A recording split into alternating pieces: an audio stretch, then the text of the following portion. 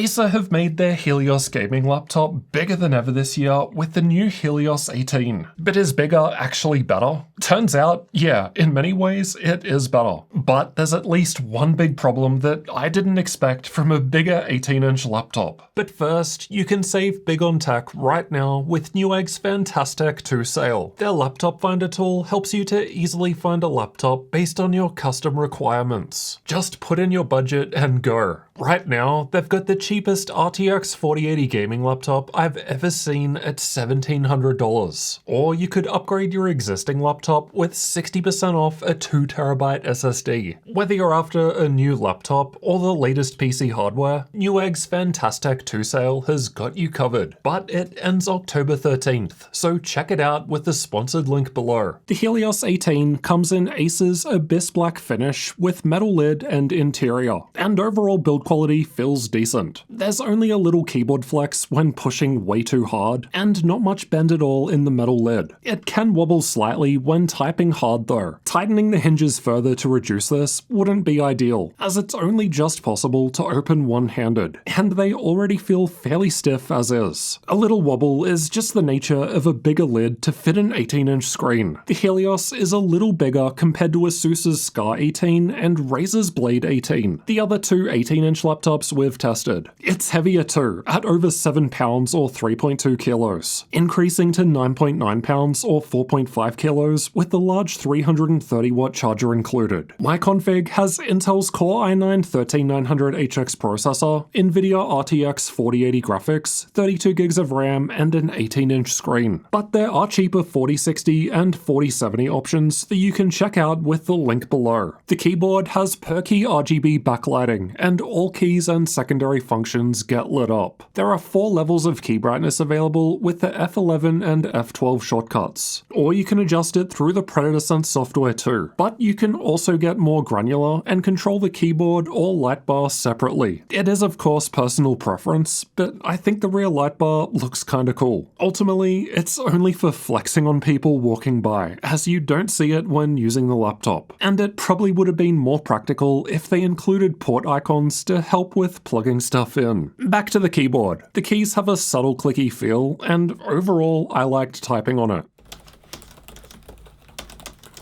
My partner noted that she kept accidentally pressing the shortcut to open the Predator Sense software instead of delete. The right shift is short, which seems like a weird compromise for such a big laptop, but Asus's Scar 18 does that too. The power button is part of the keyboard, but an accidental press doesn't do anything. The glass touchpad is massive. It feels super smooth, clicks down anywhere, and works well. As for ports, the left side has Gigabit Ethernet, a USB 3.2 Gen 1 Type A port, a micro SD card slot, and 3.5mm audio combo jack. The right has 2 more USB Type A ports, but faster Gen 2 this time, and there's a Kensington lock towards the back. The rest of the ports are on the back. From left to right, there's the power input, HDMI 2.1 output, and 2 Thunderbolt 4 Type-C ports. You can charge the laptop with both Type-C ports on the back, and they both offer DisplayPort support so you can connect external screens. And they both always connect directly to the NVIDIA graphics whether Optimus is on or off. And it's the same deal for HDMI. We confirmed it could run our LG B9 TV at 4K 120Hz 12-bit with G-Sync. Getting inside requires removing 14 TR6 screws, all the same length. This screw type is less common, but my toolkit and pry tools made it easy. I'll leave a link to them below. Inside, we've got the battery down the front, 2 memory slots near the middle, M.2 storage slots on the left and right, and Wi-Fi 6E card on the far left. Wi-Fi speed was decent compared to other laptops, and faster compared to last year's Helios 300, which used the same Wi-Fi card. My config has 2 1TB PCIe Gen 4 SSDs in RAID 0, so the read and write speeds are super fast. But I don't think this is a common configuration when you buy it. The read speeds from the micro SD card slot were pretty average, but the writes were pathetic. It might not be much of a problem though, given most people are probably reading content off the card. card. The card clicks in and sits the whole way into the machine, making it awkward to insert and remove, even with fingernails. Honestly, I'm surprised they didn't just go for a normal-sized SD slot, as a larger 18-inch laptop should have space. Our 4TB SSD with chips on both sides had no problems fitting in both slots, but I took off half a point from the upgradability score due to the uncommon TR6 screws. To me, this just unnecessarily makes it harder for more people to open their laptops. The speakers are found towards the front on the left and right sides. I thought they sounded okay, fairly average with a little bass, but still clear enough at higher volume. The latency mon results were bad, but that's the case with most laptops this year. It plays this ridiculous sound on boot.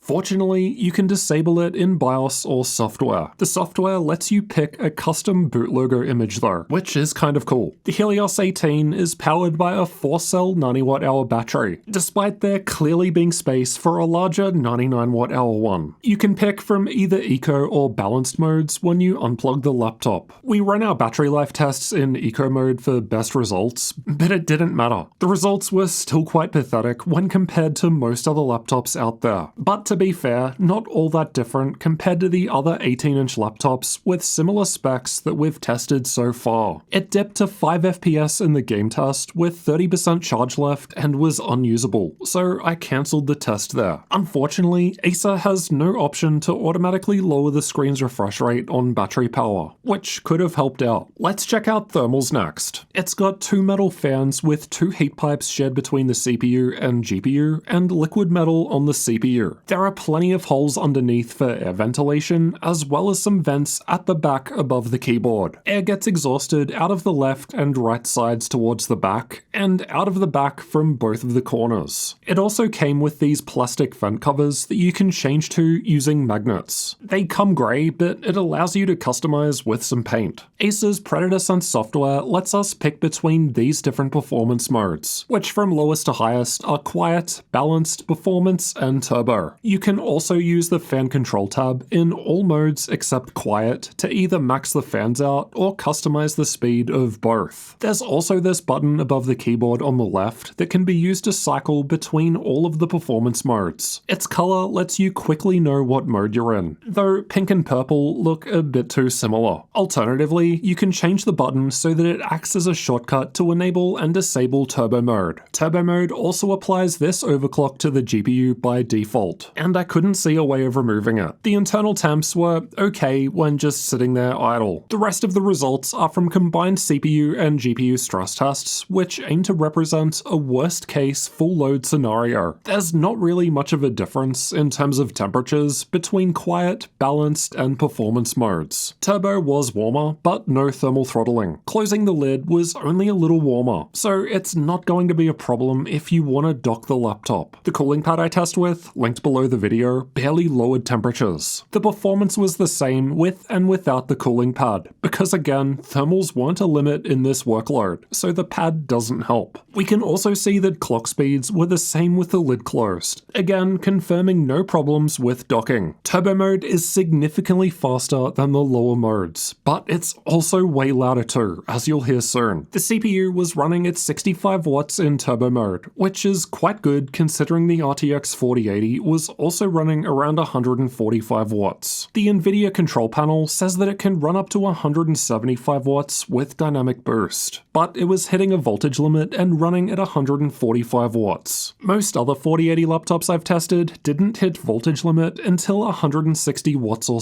so I'm not sure if the lower GPU power limit here is specific to the Helios 18 or simply Silicon Lottery variants between RTX 4080s. FPS in a game is higher in the higher performance modes, as expected. All our upcoming game benchmarks were done in turbo mode, as it was clearly performing the best. Again, it is louder too, but our goal is to show you what these laptops can do when pushed. The CPU can use more power if the GPU is idle, like in Cinebench. Up to 140 watts was possible in turbo mode, but again, the fans are much louder in this mode to make that possible. It's a good result compared to most other laptops due to the high CPU power limit, but But at the end of the day, I'm not that impressed. I mean, Lenovo's Legion Pro 7i is basically scoring the same, but that's in a smaller 16-inch design, yet with slightly less fan noise. I just figured 18 inches is as big as laptops come these days, so I was expecting a chart-topping result. I mean, we've got that 330-watt power brick, so it's got the juice. The limit in this test becomes thermals. There's definitely plenty of empty space inside that could have been used for more heatsinks or maybe even a third fan, but I suppose that only would have made it heavier too. CPU performance lowers if we unplug the charger and instead run purely off of battery power. And we used balanced mode here, not eco. The Helios 18 was now one of the lowest results out of this same selection of laptops. And given the fact that other Acer laptops are down there too, this seems to indicate a trend of lower performance when running on battery power. Given the low battery life earlier, I was expecting to see higher performance when on battery, but that's not the case. Most laptops I test are in the low 30°C range on the keyboard at idle, and the Helios was right in line with this average. It's a bit warmer with the stress test running, but it's surprisingly quiet. It gets cooler in the higher balanced mode, despite performing better now. The fans aren't that loud either, so this may be an advantage of the larger 18-inch design. It's still cool in the higher performance mode. The WASD area was cold to the touch, and the middle barely warm. I was very impressed with turbo mode. The keyboard deck is very cool considering what's going on inside. But, as mentioned, this comes at the cost of loud fans. Let's have a listen.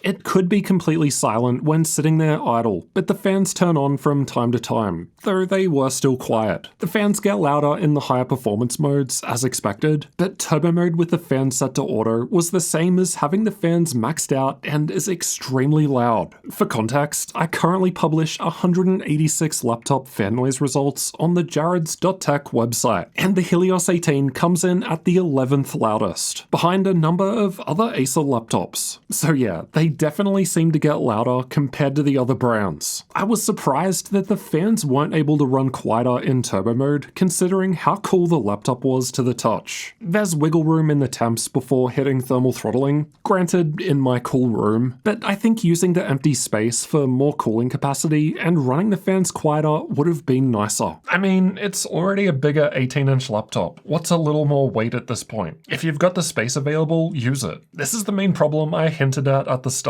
The Helios 18 already weighs more than the Asus Scar 18, but the Scar performs better in CPU work while running its fans a little quieter. Ultimately, it's that bigger 18-inch screen that really makes this unique compared to the smaller Helios 16. The 18-inch model also has a 250Hz mini LED display option, and there's a lower 165Hz IPS option too, but we've got the 240Hz IPS here. The 240Hz screen that we've got here still looks excellent though, with high color gamut and brightness. Ours was close to 500 nits at 100% brightness, a great result, and well above the 300 minimum I like to see. There was some backlight bleed, and patches could be noticeable when viewing darker content, but this varies between every laptop and screen anyway. LCD overdrive can be enabled in the Predator Sense software to lower response time. With it on, we're looking at a 3.8 millisecond average gray-to-gray response time, a good result. If we turn overdrive off, it increases to 7.1 milliseconds, but this removes the overshoot and undershoot. It's close to a number of other laptops with 2560 by 1600 240Hz screens, and it's actually using the exact same panel model as the screen in Asus's Scar 18. So the small difference we're seeing here is due to the panel lottery, aka luck. The total system latency is the amount of time between a mouse click and when a gunshot fire appears on the screen in CSGO, and Acer's Helios 18 is one of the fastest laptops tested so far. The Helios has a classic mux switch in the BIOS, but it's not accessible through software. That would normally be fine because it also has advanced Optimus, meaning you don't need to reboot to turn Optimus on and and off, but it only becomes available after setting display mode in BIOS to auto. We've had two Helios 18 laptops, and both were set to DGPU mode by default. There's a 1080p camera above the screen, but there's no IR for Windows Hello Face Unlock. Here's how the camera and microphones look and sound, and this is what it sounds like while typing on the keyboard.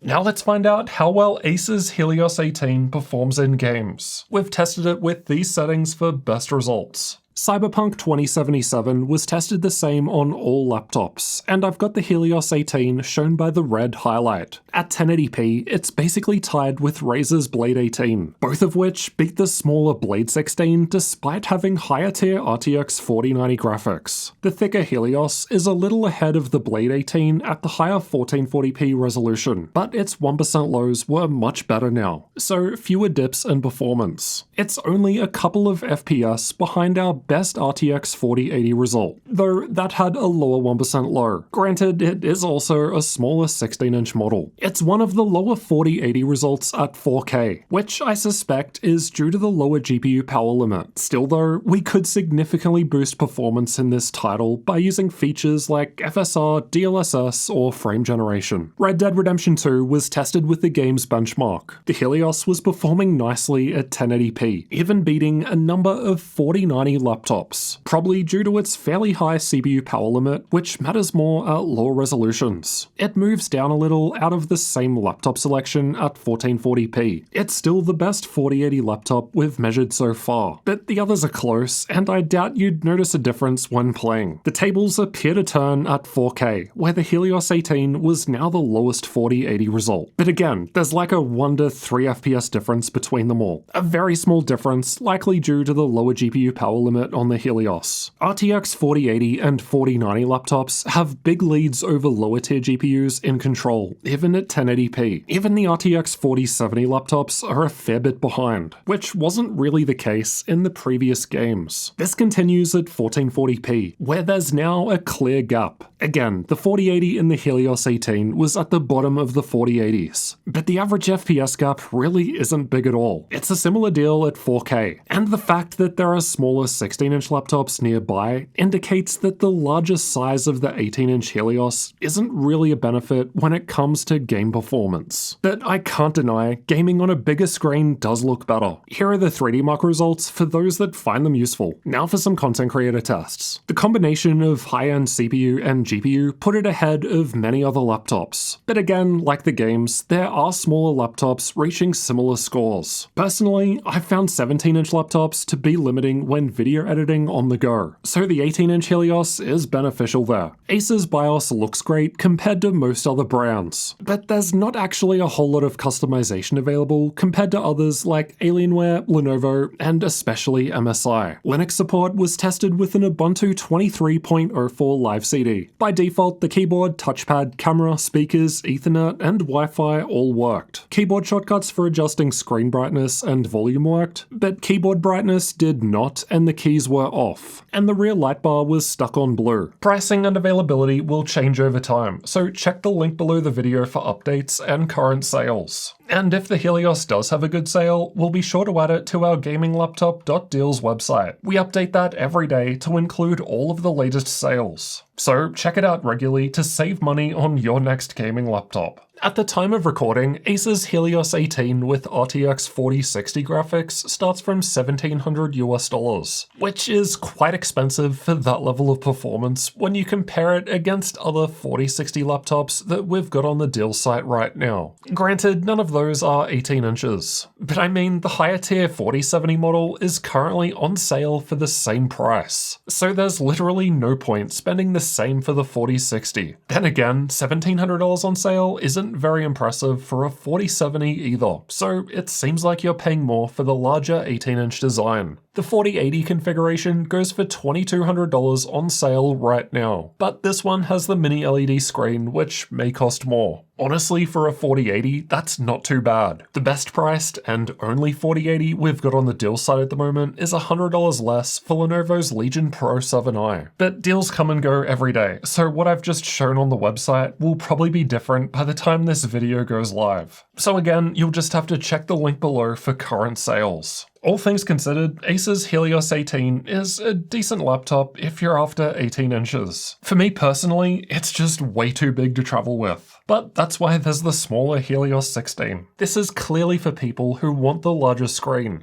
And yeah, it is much nicer to look at and play games on due to the bigger size. So ultimately, it all comes down to how much you're willing to sacrifice portability in order to get the bigger screen. If you don't travel as much and don't mind the bigger package, then 18 inches might be for you. My main problem is just how loud it can get. To me, more space should mean more room for cooling. Sure, you can exploit that for more performance. And don't get me wrong, the performance from the Helios 18 is quite good. But when Asus's Scar 18 performs better in CPU work while weighing less with a little less fan noise, it kinda makes you wonder what Acer are doing. And I think I have the answer, because the Asus Scar 18 does cost a few $100s extra. So best I can tell, these are just some compromises if you want a cheaper 18-inch option. And if you are shopping for a bigger 18-inch gaming laptop, then check out this video next, where I've tested the Asus Scar 18. Honestly, in most cases, I think it is a little better compared to the Helios. But as mentioned, it does cost a bit more too. So you can find out if the extra money is worth it in this one next.